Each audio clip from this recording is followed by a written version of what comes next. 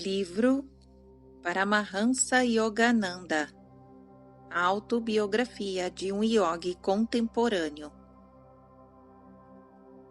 Capítulo 12, parte 2. Continuação da narrativa. Esqueça o passado. Sir Yukteswar o consolaria. As vidas anteriores de todos os homens se acham obscurecidas por muitas ações vergonhosas. A conduta humana é sempre falível enquanto não está ancorada no divino. Tudo melhorará no futuro se na atualidade você fizer um esforço espiritual. Observação número 98. Condenação eterna é impossível. Um homem de karma extremamente mau pode mergulhar na ilusão durante muitas encarnações, mas não para sempre, porque é parte eterna de Deus. Para uma alma é impossível tornar-se eternamente má por ser eternamente boa. Estudantes da Bíblia cometem injustiça aos seus ensinamentos quando acreditam que uma alma possa ser condenada permanentemente ao inferno.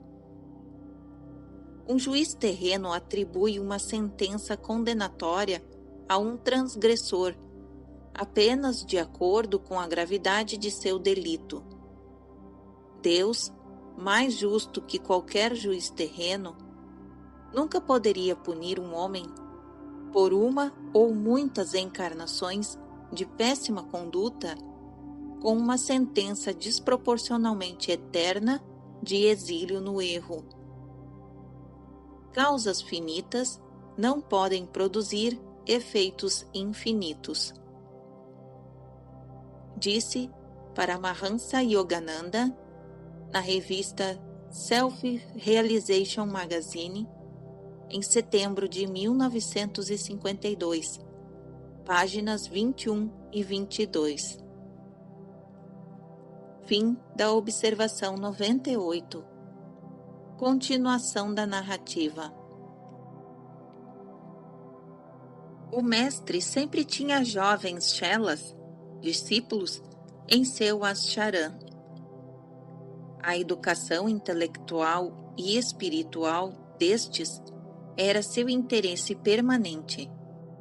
Até mesmo, alguns anos antes de sua morte, aceitou como residentes no eremitério 2 meninos de 6 anos e um jovem de 16 anos. Todos os que se achavam sob sua responsabilidade, ele os treinava com extremo cuidado.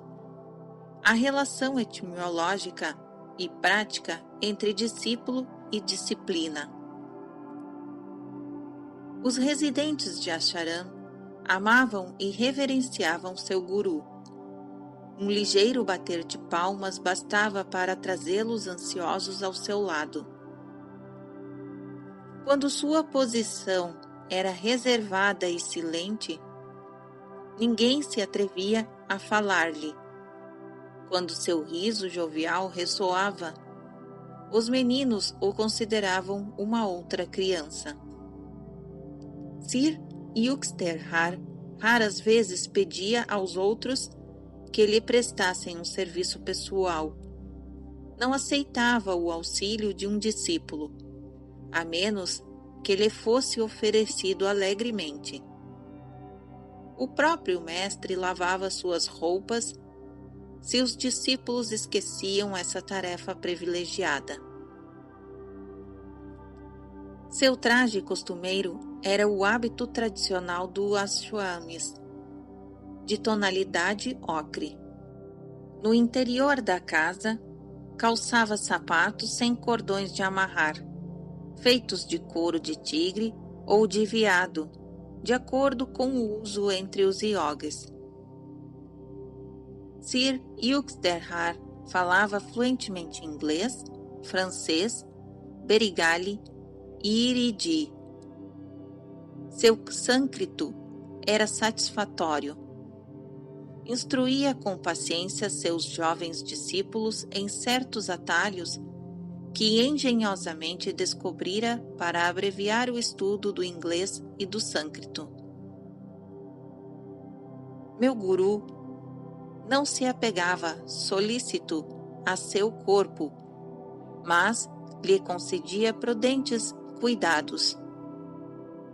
O divino, salientava ele, manifesta-se adequadamente através de mente sã e corpo são. Desaprovava todos os extremos. Referia-se, rindo, a um discípulo que pretendia jejuar durante um longo período. Por que não se atira um osso ao cão? Observação número 99. Meu guru aprovava o jejum como método depurativo, natural e ideal. O mencionado discípulo, porém, preocupava-se excessivamente com seu corpo. Fim da observação 99. Continuação da narrativa. A saúde de Sir Yukteswar era excelente. Nunca o vi enfermo. Observação número 100. Esteve doente uma vez em Caxemira, quando me achava longe dele. Veremos no capítulo 21. Fim da observação número 100. Continuação da narrativa. A fim de mostrar seu respeito por um costume mundano, ele permitia a seus estudantes, se o quisessem, consultar médicos. Afirmava que deveriam os médicos proceder à sua missão de curar, aplicando a matéria às leis de Deus. Mas exaltava a superioridade da terapia mental e repetia com frequência: a sabedoria é o maior depurativo. Aos discípulos ensinava: o corpo é um amigo traiçoeiro. Dele o que é devido, mais nada. Dor e prazer são transitórios. Suporte todas as dualidades com calma, tentando ao mesmo tempo colocar-se acima do poder de ambas. A imaginação é a porta pela qual penetram tanto a enfermidade quanto a cura. Não acredite na realidade da doença, mesmo quando estiver doente. Um visitante inadmitido baterá em retirada. O mestre contava com muitos médicos entre seus discípulos. Dizia-lhes ele: os que estudaram fisiologia deveriam ir além e investigar a ciência da alma. Um sutil mecanismo se oculta atrás da estrutura física. Observação número 101. Um corajoso médico chamado Charles Robert Richet, Prêmio Nobel de Fisiologia, escreveu o seguinte: a metapsíquica, para a psicologia, ainda não é uma ciência oficialmente reconhecida, mas o será. Em Edimburgo, perante 100 fisiologistas, tive a oportunidade de afirmar que os 5 sentidos não são os nossos únicos meios de conhecimento e que um fragmento da realidade às vezes atinge a inteligência por outras vias. A raridade de um fenômeno não é a razão para se negar sua existência. E a dificuldade que um estudo apresenta será motivo para não se compreendê-lo? Os que levantam uma barreira contra a metapsíquica, como a ciência culta, sentirão tanta vergonha de si mesmos como aqueles que se opuseram à química, apoiados na declaração de que a busca da pedra filosofal era ilusória. Em matéria de princípios, temos somente os de Lavoisier, Claude Bernard e Pasteur, que se resumem num só, o experimental, sempre em toda a parte. Bem-vinda seja, pois, a nova ciência que vem modificar a orientação do pensamento humano. Fim da observação número 101. Continuação da narrativa. Sir Yuxterhar aconselhava seus discípulos a serem elos vivos das virtudes do Oriente e do Ocidente. Ele próprio, executivo como um ocidental em seus hábitos exteriores, era interiormente um oriental em espiritualidade. Elogiava o progresso, os recursos e os processos higiênicos do Ocidente, e os ideais religiosos que dão ao Oriente sua auréola de séculos. A disciplina não era desconhecida. Em casa, papai fora restrito e Ananta frequentemente severo. Mas o treinamento de Sir Yuxterhar só poderia ser descrito como drástico. Perfeccionista, meu guru era hipercrítico.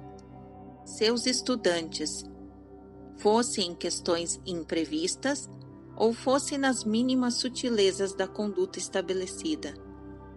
Boas maneiras, destituídas de sinceridade, se parecem a uma mulher linda, porém morta, comentava ele em ocasião oportuna. Franqueza sem cortesia é como um bisturi do cirurgião, eficiente, mas desagradável. Franqueza, aliada à polidez, é útil e admirável. O mestre estava satisfeito, evidentemente, com meu progresso espiritual, pois raras vezes se referia a ele. Em outros assuntos, entretanto, meus ouvidos não desconheciam a reprovação. Meus principais defeitos eram distração, incidência complacente, em acessos de melancolia, inobservância de certas regras de etiqueta e atuações ocasionais isentas de método. Observe quanta organização e equilíbrio apresentam as atividades de seu pai Bhagavati, assinalava ele. Os dois discípulos de Larish Mahasaya tiveram um encontro longo logo após minha primeira visita ao eremitério em Serampore. Papai e o mestre sentiam profunda admiração um pelo outro. Ambos haviam construído uma formosa vida interior, com alicerces de granito espiritual indissolúveis ao tempo. De um transitório instrutor de minha vida pregressa, eu observara algumas lições erradas.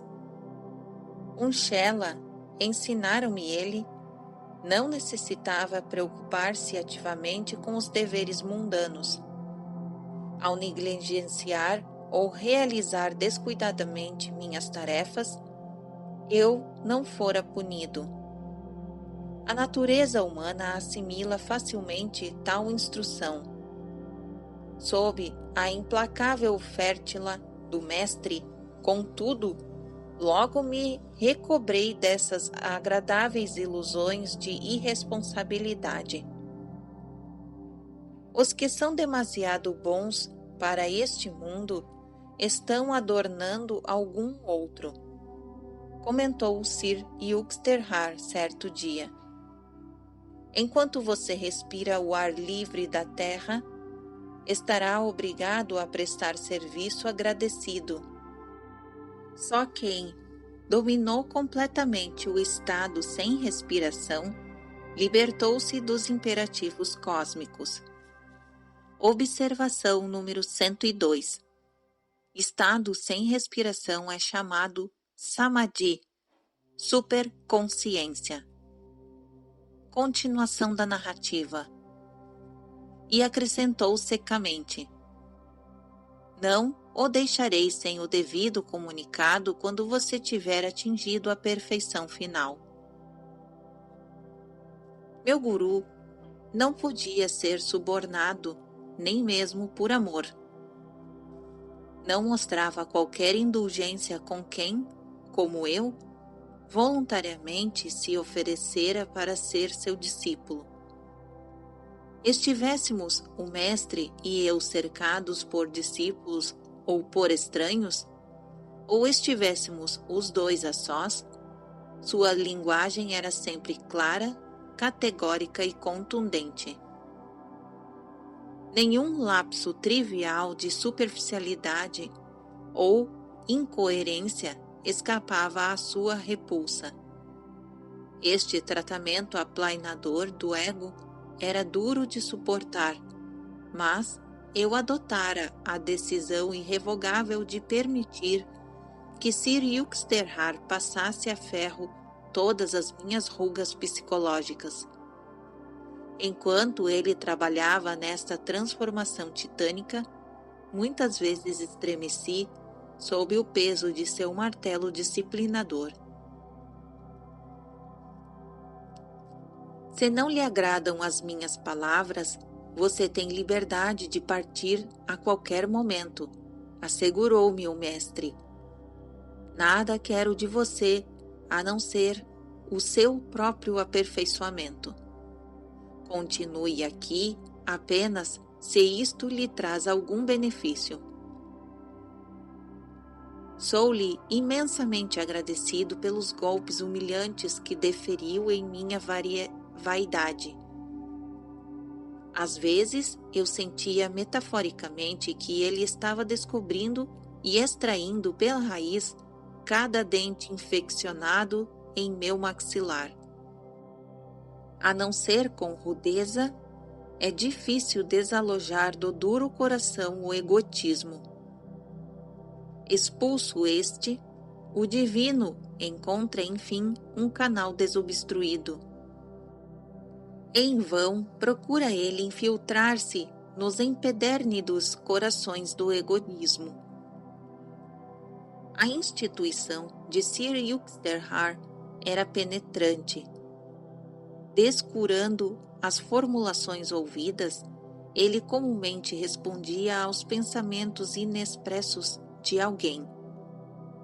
As palavras que um indivíduo entrega e os verdadeiros pensamentos por trás delas podem ser polos distantes. Usando a calma, dizia meu guru, tente sentir os pensamentos por trás da confusa verborragia humana. O que a instantânea percepção divina revela é muitas vezes doloroso aos ouvidos mundanos. O mestre não era popular entre estudantes superficiais. Os sábios, sempre poucos em número, reverenciam-no profundamente.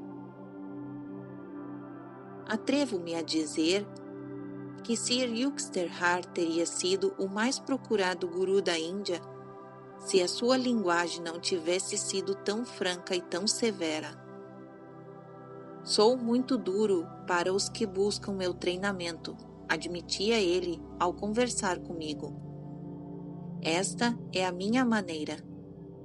Aceitem-na ou não, eu nunca transijo. Mas você será muito mais brando com seus discípulos. Essa é a sua maneira de ser. Eu busco purificar apenas com fogo da severidade. um cauterizante que ultrapassa a tolerância média.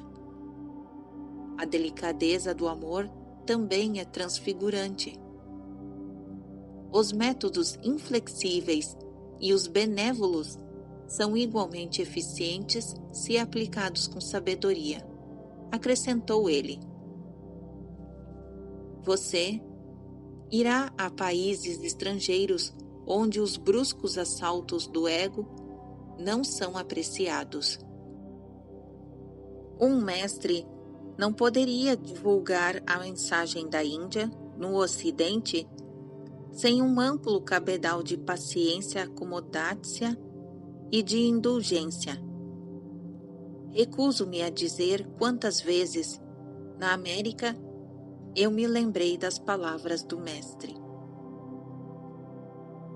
Embora a linguagem franca de meu guru lhe evitasse um numeroso discipulado, durante sua permanência na Terra, não obstante, seu espírito vive no mundo atual, através de um número sempre crescente de sinceros estudantes e seus ensinamentos.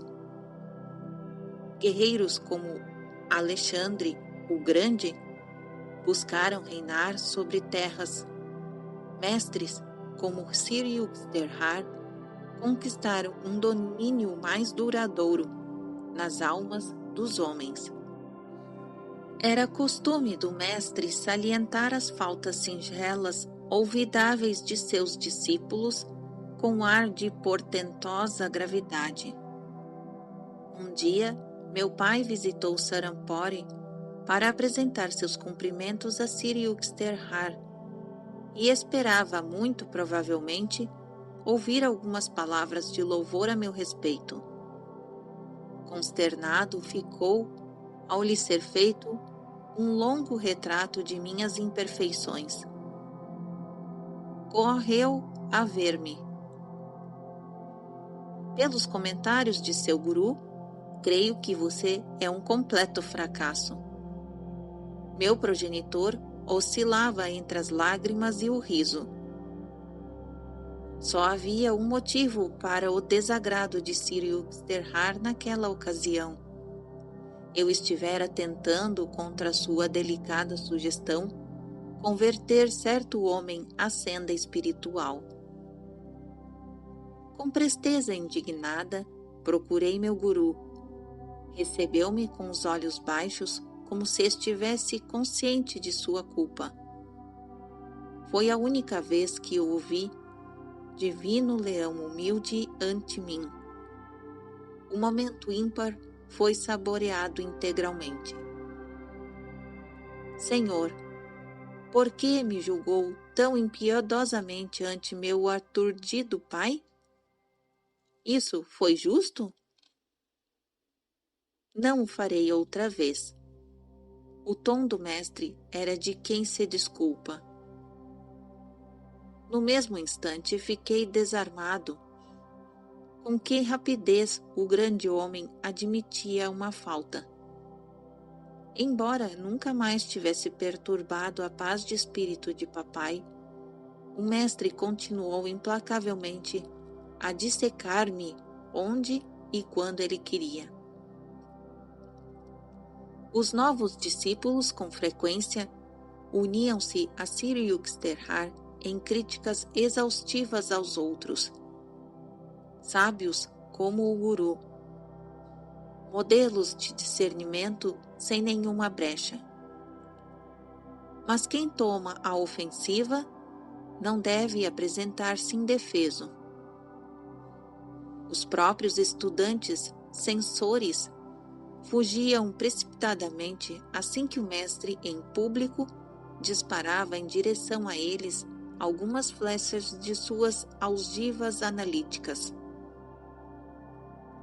Sensitivas fraquezas íntimas que se revoltam aos menores toques de censura são como partes enfermas do corpo recuando ao mais delicado contato. Eis o comentário divertido de Sir Yuxterhar sobre os fugitivos.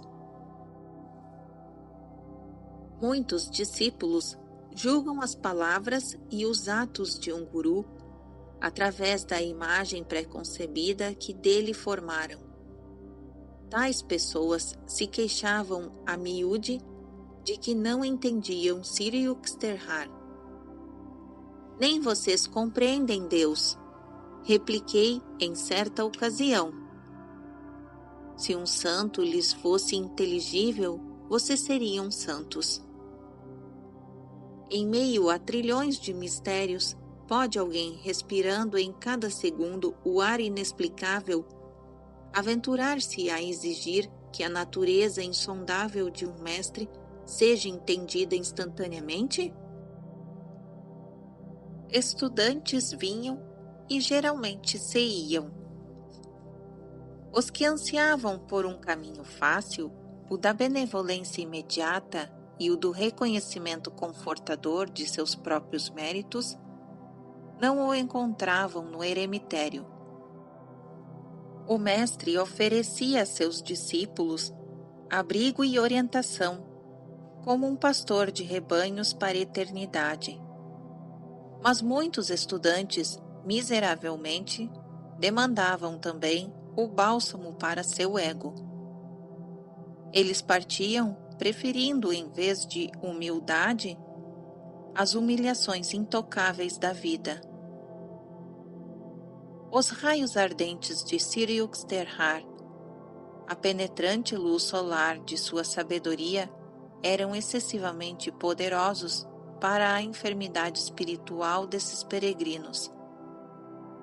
Cedo procuravam algum instrutor menor que lhes permitissem, sobre o cobertor da adulação, o obstinado sono da ignorância.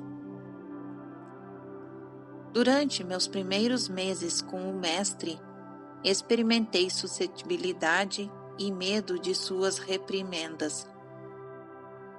Logo percebi que suas vivissecções verbais eram realizadas apenas em pessoas como eu, lhe tivessem solicitado esse tratamento disciplinador.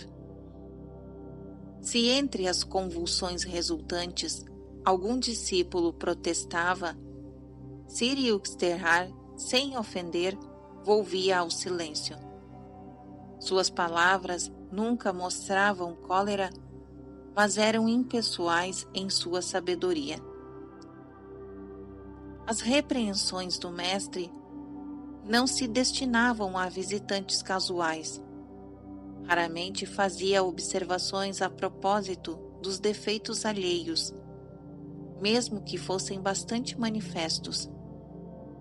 Mas em relação aos estudantes que buscavam o seu conselho, Sri Yukteswar sentia séria responsabilidade. Valente é, em verdade, o guru que empreende transformar o minério bruto da humanidade saturada de ego. A coragem de um santo tem raiz em sua compaixão pelos seres que Maya desnorteia, os cegos tropeçantes do mundo. Depois que abandonei o ressentimento subjacente, houve marcante descréscimo em meus castigos. De modo sutilíssimo, o mestre derretia-se em relativa clemência. Com o tempo, demoli todo o muro de racionalização e de subconsciente reserva, por trás do qual a personalidade humana geralmente se escuda. Observação número 103. Assinalou o Rabi Israel H. Levinthal em uma conferência em Nova York. Nosso ser consciente e subconsciente é coroado pela superconsciência. Há muitos anos atrás, o psicólogo inglês F. W. H. Myers sugeriu que, oculto nas profundezas de nosso ser, há um monte de lixo e também uma arca de tesouros. Em contraste com a psicologia que centraliza todas as suas pesquisas no subconsciente da natureza humana, A nova psicologia da superconsciência focaliza sua atenção onde se encontra o tesouro, a única região que pode explicar as grandes, altruístas e heróicas ações do homem. Fim da observação número 103. Continuação da narrativa. Harmonia com meu guru, sem qualquer esforço, foi a recompensa. Descobri que ele era digno de confiança, cheio de consideração pelos outros e silenciosamente amoroso. Não sendo demonstrativo, contudo, ele não pronunciava uma só palavra de afeto. Meu próprio temperamento é essencialmente devocional. Foi desconcertante de início descobrir que meu guru, saturado de jnana, mas, na aparência, seco de bhakti, expressava-se principalmente em termos de fria matemática espiritual. Observação número 104. Jnana significa sabedoria e bhakti significa devoção, duas das principais sendas de Deus. Fim da observação número 104. Continuação da narrativa. À medida, porém, que sintonizei com sua natureza, não diminuiu, ao contrário, aumentou a devoção com quem a cercava a Deus. Um mestre que alcançou a experiência direta e pessoal de Deus é inteiramente capaz de guiar seus vários discípulos pelos rumos mais adequados à tendência essencial de cada um. Verbalmente, minhas relações com Sir Yukteswar eram algo inarticuladas, entretanto, possuíam eloquência oculta. Frequentemente, encontrei sua assinatura silenciosa em meus pensamentos, tornando inútil a linguagem oral. De pernas cruzadas ao seu lado, em quietude, eu sentia sua bondade generosa infiltrando-se pacificamente em meu ser. De sua justiça imparcial, o mestre deu notável prova durante as férias de verão de meu primeiro ano universitário.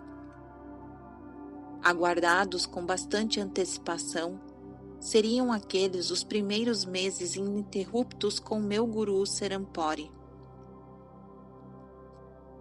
Você poderá tomar conta do eremitério. Sir Yukteswar experimentou o prazer com minha chegada entusiástica. Seus deveres serão a recepção aos hóspedes e a supervisão do trabalho dos outros discípulos. Gurnar, um jovem oriundo de uma aldeia de Bengala Oriental, foi aceito uma quinzena mais tarde para receber treinamento no Asharam. De inteligência incomum, rapidamente conquistou a afeição do mestre. Por alguma razão insondável, Sir Yukteswar não adotou atitude de crítica em relação ao novo residente. Mukunda, deixe agora que os seus deveres sejam do Gurnar. Empregue seu próprio tempo em varrer e cozinhar. O mestre deu estas instruções um mês após a permanência do jovem conosco. Elevando a liderança, Gurnar exerceu mesquinha tirania doméstica. Em silenciosa rebelião, os outros discípulos continuaram a me procurar para o aconselhamento diário. Esta situação persistiu durante 3 semanas, Então ouvi por acaso uma conversa entre o mestre e Kunar. Mukunda é insuportável, dizia o jovem. O senhor me fez supervisor e, apesar disso, os outros se dirigem a ele e lhe obedecem. Por isso, designei Mukunda para a cozinha e você para a sala de recepção. Assim, você viria a compreender que um líder digno desse nome possui o desejo de servir, não o de dominar. O tom seco na voz de Sir Yuxterhar era novo para Kumar. Você quis a posição de Mukunda, mas não a pôde manter com mérito. Regresse agora à sua ocupação anterior de ajudante de cozinheiro.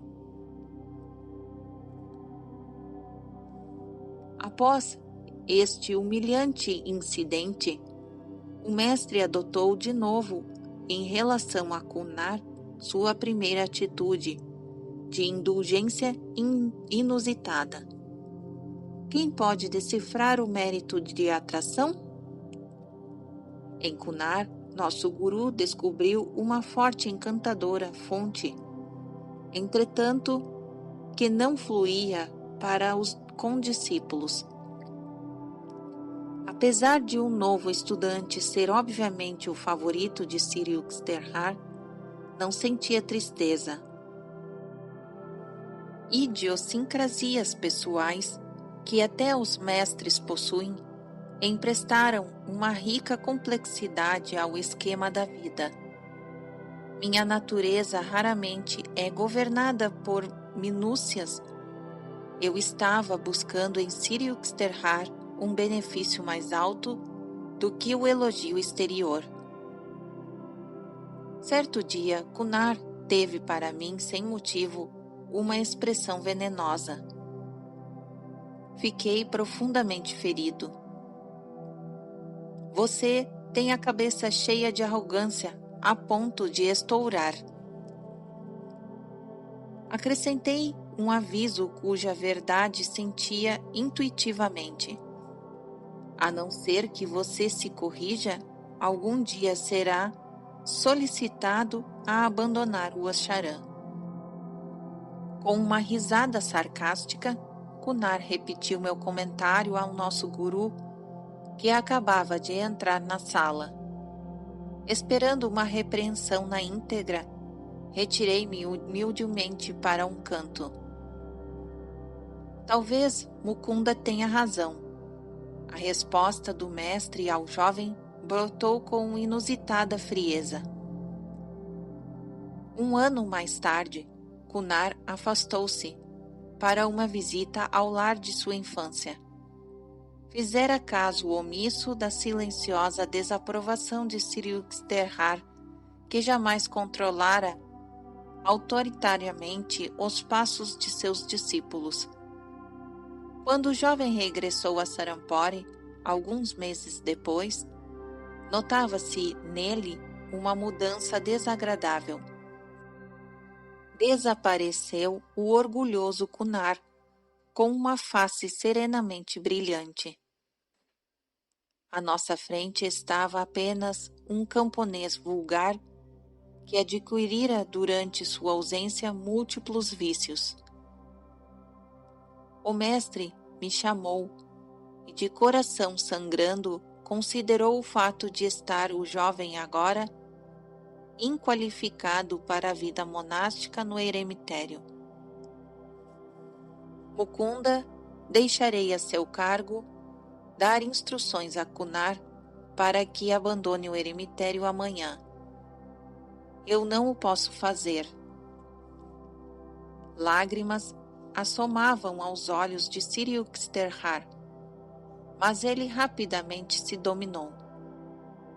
Este jovem nunca teria descido tanto se me tivesse escutado, em vez de sair daqui para misturar-se a companhias indesejáveis. Ele rejeitou minha proteção. O mundo, com suas calosidades, deve ser ainda o seu guru. A partida de Kunar nenhuma alegria me trouxe. Melancolicamente me admirava de quem alguém com o poder de conquistar o amor de um mestre se dispusesse a responder tão depressa às saudações mundanas. Os prazeres do vinho e do sexo estão enraizados no homem natural, e apreciá-los nenhuma delicadeza de percepção requer. As atrações dos sentidos são comparáveis ao oleandro sempre verde, perfumado das flores de matizes rosados. Cada porção da planta é venenosa. Observação número 105. O homem, em seu estado de vigília, entrega-se aos inúmeros esforços para fruir os prazeres sensuais, quando todo o conjunto dos órgãos dos sentidos se cansa. O homem esquece até mesmo do prazer que tem à mão e entrega-se ao sono para gozar de descanso em sua alma. Sua verdadeira natureza, escreveu Shankara, o grande vedantista. A beatitude ultrassensual é assim extremamente fácil de alcançar, sendo muito superior aos deleites dos sentidos que sempre terminam em desgosto. Fim da observação número 105. Continuação da narrativa. O país da cura está em nosso interior, irradiando essa felicidade que é procurada cegamente em milhares de direções externas. A inteligência aguda tem duas lâminas, observou o mestre certa vez, referindo-se à mente brilhante de Kunar. Pode ser usada construtiva ou destrutivamente, à semelhança de uma faca, ou para lancetar o tumor da ignorância, ou para decapitar o próprio indivíduo. Este segue em direção intelectual correta só depois que reconheceu a impossibilidade de escapar às leis espirituais. Meu guru convivia sem constrangimento com discípulos masculinos e femininos, tratando todos como crianças. Percebendo a igualdade de suas almas, nenhuma distinção fazia entre eles e nenhuma parcialidade demonstrava. Ao dormir, vocês não sabem se são homens ou mulheres, dizia. Assim como um homem, ou a representar um personagem feminino,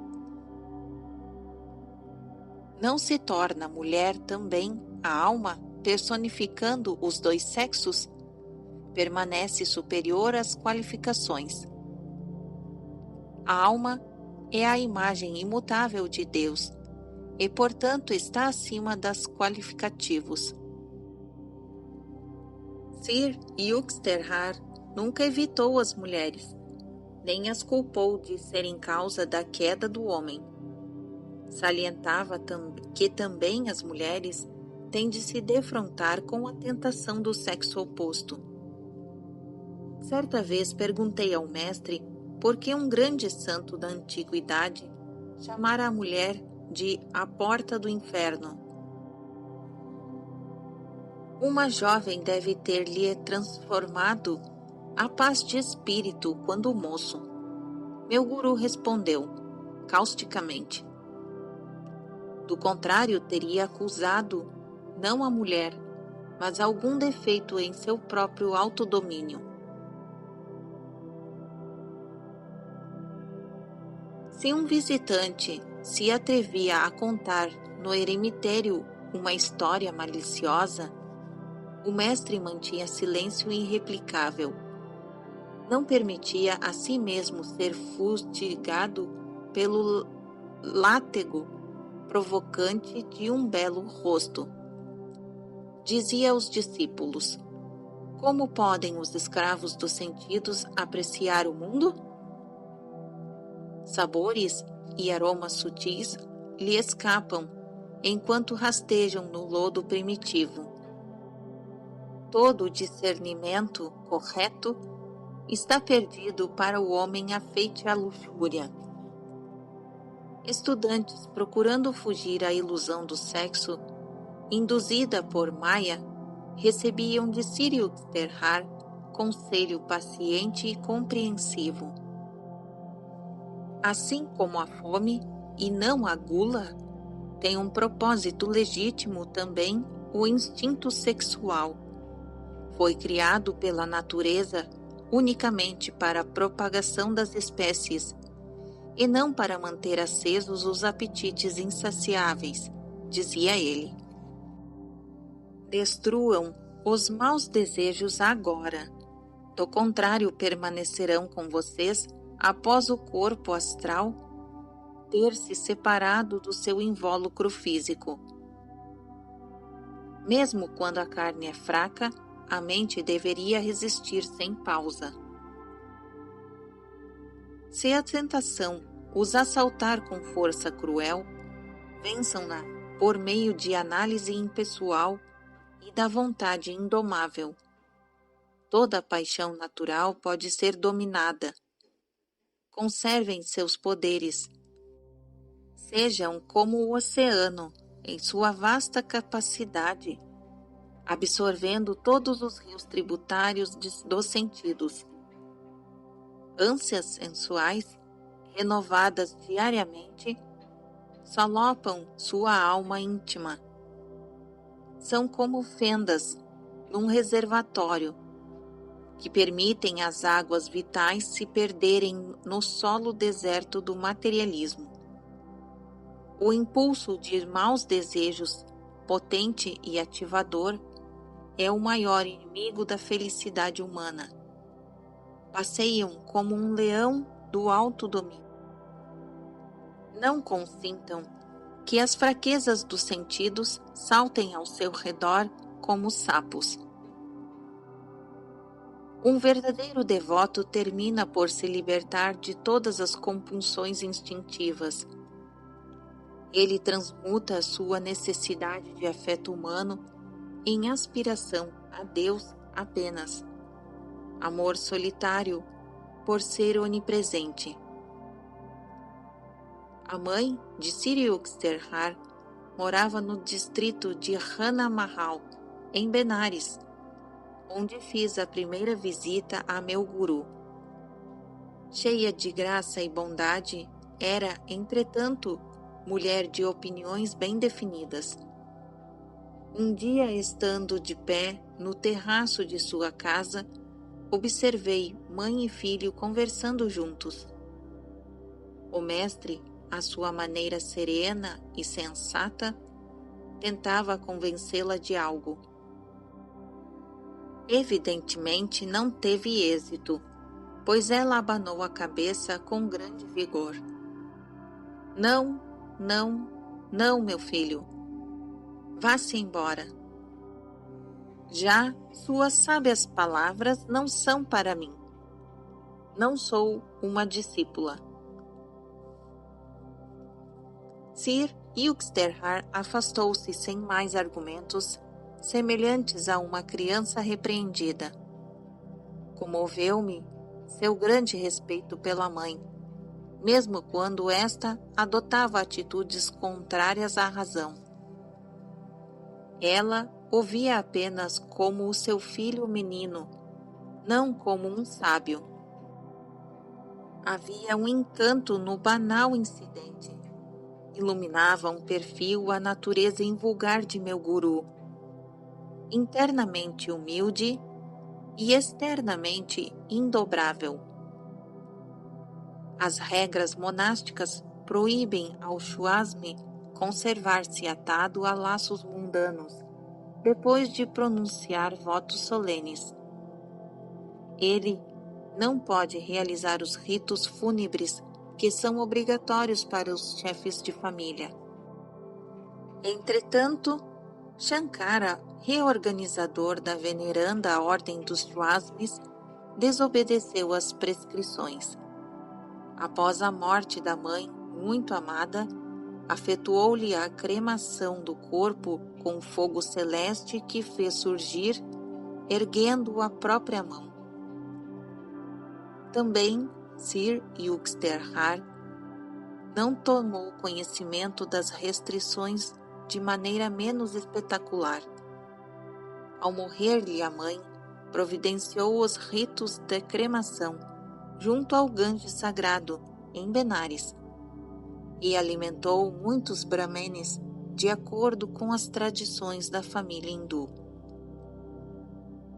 As proibições chástricas destinavam-se a ajudar os swasmis a transcender identificações estreitas.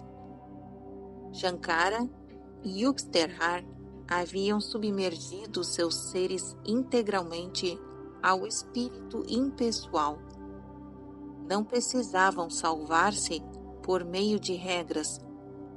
Às vezes também, um mestre finge ignorar de propósito um cânone, a fim de sustentar a essência como superior à forma independente desta.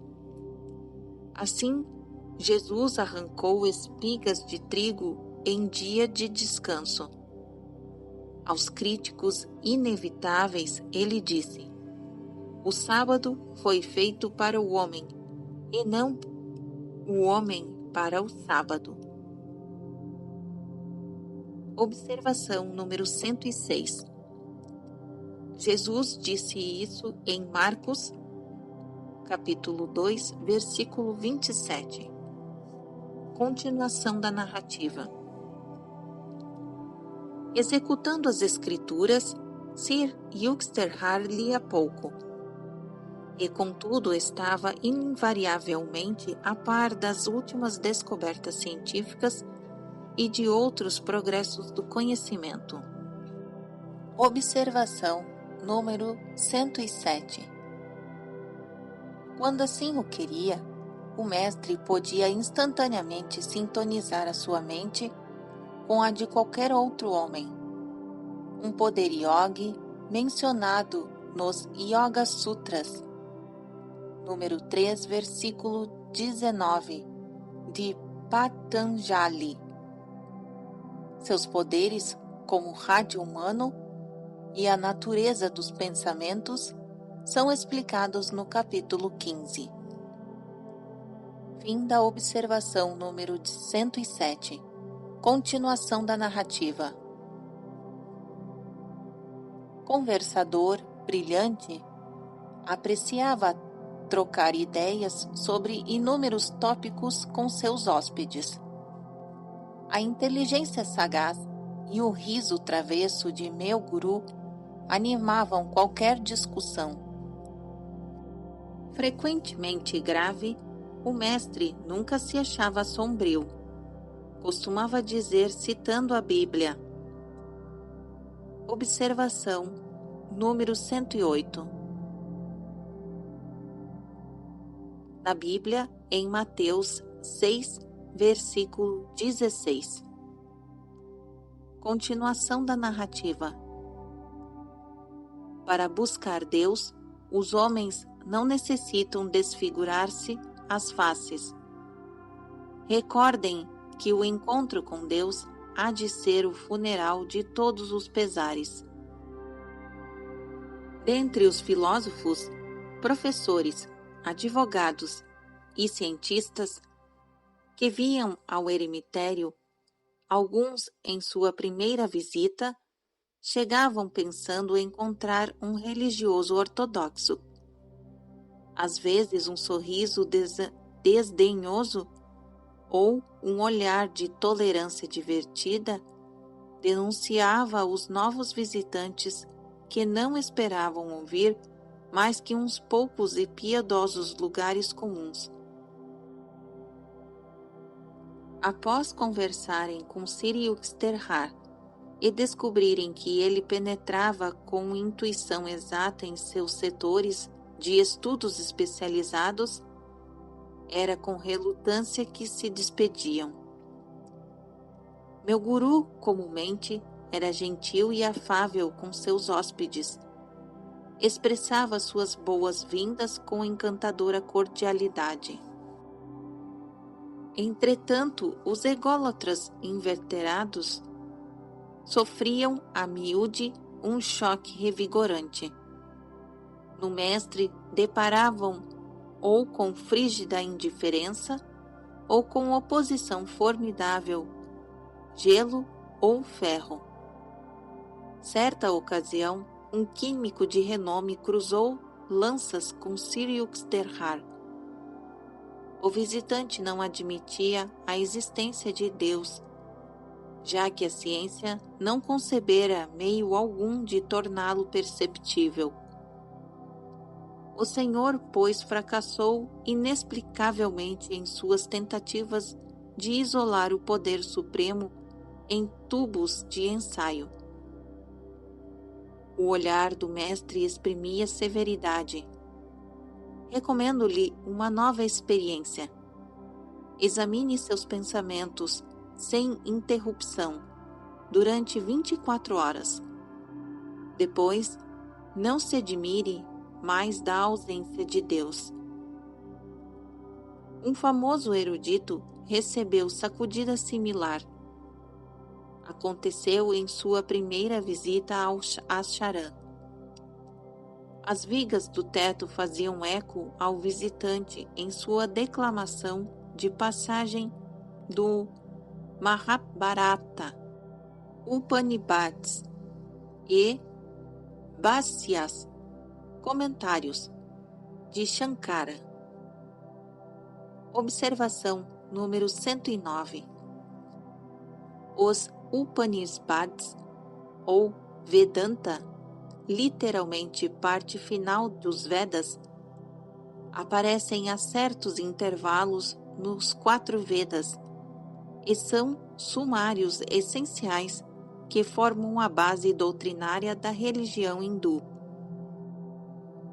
Schopenhauer exaltou-lhe os pensamentos profundos, originais e sublimes, acrescentando o acesso aos Vedas em traduções ocidentais dos Upanishads é, aos meus olhos, o maior privilégio que este século pode reivindicar numa relação a todos os séculos anteriores. Fim da observação 109. Continuação da narrativa. Estou esperando ouvi-lo. O tom de Siriusdhar era interrogativo, como se houvesse reinado um silêncio absoluto. O erudito ficou perplexo. Citações houve superabundantes. As palavras do mestre provocaram-me convulsões de riso, enquanto eu sentava de pernas cruzadas em meu canto, à respeitosa distância do visitante. Mas, que comentário original pode o Senhor fornecer, proveniente de singularidade de sua própria vida? Que texto sagrado o Senhor assimilou e fez seu? De que forma estas verdades perenes renovaram sua natureza? Agrada-lhe ser uma vitrola vazia, repetindo mecanicamente as palavras dos outros homens? Dou-me por vencido. O desgosto do erudito era cômico. Não possuo realização interna. Pela primeira vez, quiçá ele compreendeu que discernir sobre a colocação de uma vírgula não resgata ninguém do estado de coma espiritual. Observação número 110. Um jogo de palavras homófonas, ou a grafia inglesa de vírgula, é coma. inevitavelmente perdido na tradução. A autobiografia de um yogi, traduzida para 14 idiomas, já se tornou uma obra clássica de espiritualidade. Professores de filosofia e renomadas universidades norte-americanas estão incluindo este livro na biografia exigida ou recomendada para seus programas em curso. Paramahansa Yogananda escreveu também Meditações Metafísicas, Sussurros de Eternidade, Cantos Cósmicos, A Ciência da Religião, A Mãe Cósmica, Afirmações Científicas de Cura e Condições de Êxito. Muitos de seus comentários aos versículos das escrituras cristãs e das escrituras hindus foram incluídos numa série de lições destinadas a estudantes de yoga em seus lares. Fim da observação número 110. Continuação da narrativa. Estes pendentes, sem sangue, cheiram a querosene de lampião. Observação número 111. Alusão ao estudo à luz de querosene entre 1907 a 1917, época deste episódio. Continuação da narrativa. Injustificadamente comentou meu guru após a partida do homem castigado. Consideraram a filosofia como um brando exercício de ginástica intelectual. Seus excelsos pensamentos permanecem cuidadosamente desvinculados tanto da crueza da sua ação exterior como de qualquer flagelante disciplina interna. O mestre salientava em outras ocasiões a futilidade da mera leitura de livros. Não confunda a compreensão com um vasto vocabulário, comentava ele. Os escritores sagrados são benéficos para estimular o desejo de realização interna. Se um versículo de cada vez for vagarosamente assimilado. Do contrário, o estudo intelectual contínuo pode resultar em vaidade, satisfação falsa e conhecimento indigesto. Sri Yukteswar relatou algo de sua própria experiência ao receber instruções nas Escrituras. A cena foi um eremitério na floresta, em Bengala Oriental, onde observou o procedimento de um instrutor renomado, Dabru Balav. Seu método, simultaneamente simples e difícil, era comum na Índia antiga. Dabru Balav reunira os discípulos ao seu redor na solidão das selvas. O sagrado Bhagavad Gita foi aberto diante deles. Imperturbavelmente, miraram uma passagem durante meia hora. Depois fecharam os olhos. Outra meia hora decorreu. O mestre fez um breve comentário. Imóveis, meditaram outra vez mais uma hora. E por fim, o guru falou: Compreendem agora o versículo? Sim, senhor. Alguém do grupo aventurou-se a fazer esta afirmação. Não completamente. Procure a vitalidade espiritual que deu a estas palavras o poder de rejuvenescer a Índia século após século. Passou-se outra hora em silêncio. O mestre despediu os discípulos e voltou-se para Sri Yukteswar. Conhece o Bhagavad Gita? Não, senhor, realmente não.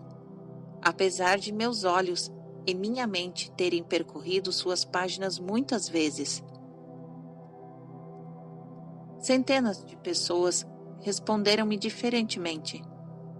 O grande sábio sorriu a meu mestre, abençoando-o. Se alguém se ocupa com exibição exterior da riqueza das Escrituras, que tempo lhe resta para o silencioso mergulho interno em busca das parábolas de valor incalculável? Sir Yuxterhar dirigia o estudo a seus próprios discípulos pelo mesmo método intensivo de concentrar a mente num assunto de cada vez. A sabedoria não é assimilada com os olhos, mas com os átomos, dizia ele. Quando a sua convicção de uma verdade não estiver apenas em seu cérebro, mas em todo o seu ser, você poderá modestamente ter testemunho de seu significado. Ele desencorajava qualquer tendência que o estudante pudesse ter de considerar o conhecimento de obras literárias como degrau necessário à realização espiritual. Numa única sentença, os rishis escreveram profundas tais que os comentadores eruditos se ocupam delas. Geração após geração, disse ele. Interminável controvérsia literária é para mentes vagarosas. Que pensamento libertador mais rápido que Deus é ou simplesmente Deus? O homem, porém, não regressa facilmente à simplicidade. Raras vezes é Deus o que importa ao intelectual, e sim o que possa ostentar ter aprendido acerca dele. Seu ego se satisfaz em alcançar tal erudição. Homens orgulhosamente conscientes de sua riqueza ou posição mundana viam-se propensos, na presença do mestre, a acrescentar humilde às suas outras posses. Certa ocasião, um magistrado local solicitou uma entrevista no eremitério à beira-mar, em Puri.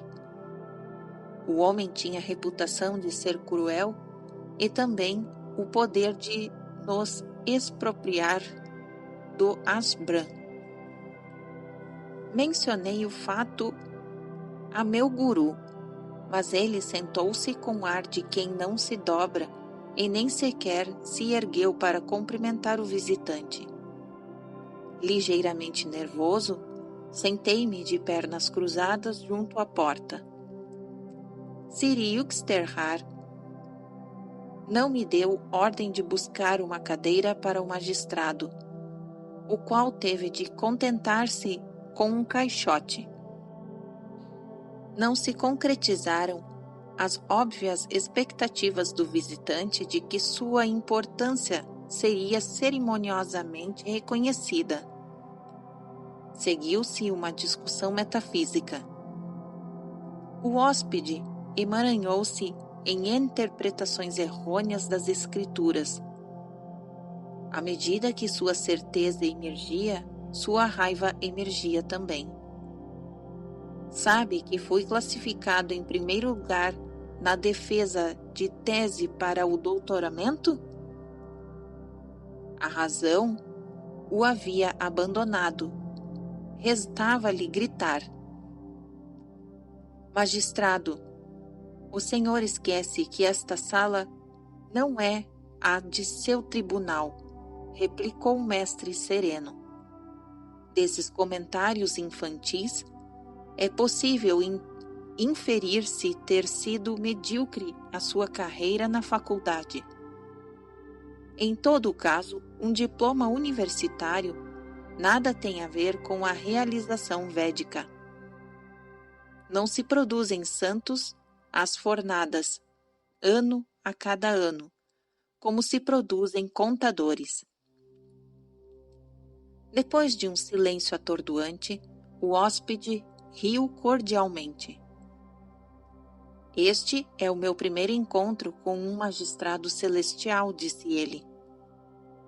Mais tarde, fez uma solicitação formal, vazada em termos legais, que evidentemente eram parte de sua natureza para ser aceito como discípulo, em estágio probatório.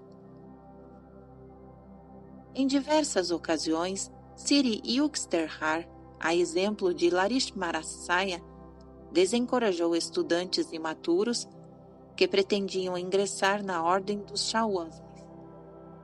Usar a túnica ocre, quando não se tem a realização de Deus, é iludir a sociedade, disseram ambos os mestres. Esqueça os símbolos exteriores de renúncia que o podem prejudicar, induzindo-o a um falso orgulho. Nada disso tem importância, exceto o seu constante, diário avanço espiritual. Para obtê-lo, pratique Kriya Yoga. Ao medir o valor de um homem, um santo emprega um critério invariável, muito diferente dos cambiantes padrões do mundo. A humanidade que se vê a si mesma tão variegada é vista por um mestre dividida apenas em duas classes: homens ignorantes que não estão procurando Deus e homens sábios que estão à procura de Deus. Meu guru cuidava pessoalmente dos detalhes relativos à administração de sua propriedade. Pessoas inescrupulosas, em várias ocasiões, tentaram apossar-se de sua terra ancestral. Com determinação e até intentando ações judiciais, Siri Yuxterhar venceu todos os seus oponentes. Sujeitou-se a estas experiências penosas, movido pelo desejo de jamais ser um guru mendicante ou uma carga para seus discípulos. Sua independência financeira era um dos motivos que desproviam meu mestre, alarmantemente franco, das astúcias da diplomacia. Ao contrário dos instrutores que têm de lisonjear aqueles que os sustentam, meu guru era impermeável às influências, abertas ou sutis, da riqueza alheia. Nunca o vi pedir dinheiro ou sugerir que lhe dessem para qualquer finalidade. Em seu eremitério, ministrava educação gratuita a todos os discípulos. Um oficial de justiça chegou certo dia ao ashram em Sarampore para uma intimação legal. Um discípulo de nome Karlai e eu o conduzimos à presença do mestre. A atitude do oficial de justiça para com Siri Yuxterhar foi ofensiva. Lhe fará bem deixar as obscuridades de seu eremitério e respirar o honesto ar do tribunal, disse ele com desprezo. Não me pude conter. Outra palavra sua de insolência e eu o atirarei ao chão. Avancei ameaçadoramente. Karlai também gritava: "Oh, infeliz! Como se atreve a trazer suas blasfêmias dentro deste santo ashram?" O mestre, porém, colocou-se em atitude protetora à frente de quem o insultara. Não fiquem excitados por nada. Este homem está apenas cumprindo o seu dever. O oficial, confuso com esta recepção cheia de contrastes, apresentou suas desculpas e retirou-se apressadamente. Era assombroso descobrir que um mestre dotado de vontade ígnea fosse tão calmo internamente. Ele enquadrava-se na definição védica de um homem de Deus. Mais suave que a flor, quando se trata de bondade, mais forte que o trovão quando os princípios estão em jogo.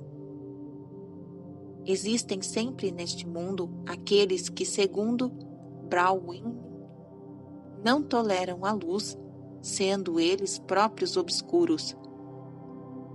Às vezes, um desconhecido exaltado por alguma ofensa imaginária censurava severamente Sri Yukteswar. Meu imperturbável guru ouvia atenta e cortesmente, analisando-se a si mesmo para ver se havia algum traço de verdade na acusação. Estas cenas traziam à minha mente uma das observações inimitáveis de meu mestre. Algumas pessoas tentam ser altas cortando a cabeça das demais. A compostura infalível de um santo impressiona mais que qualquer sermão. Quem tarda a se encolerizar é superior ao poderoso, e quem governa sua própria mente é maior que o conquistador de uma cidade. Observação número 112. Esse trecho refere-se ao Provérbios 16, versículo 32. Continuação da narrativa. Com frequência refleti que meu soberano mestre poderia ter sido facilmente um imperador ou um guerreiro que teria feito tremer o mundo se houvesse concentrado sua mente na fama ou nas conquistas terrenas.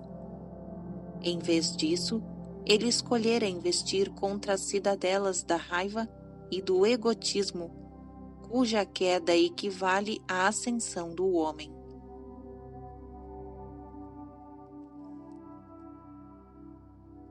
Fim do capítulo 12, parte 2, e fim do capítulo 12.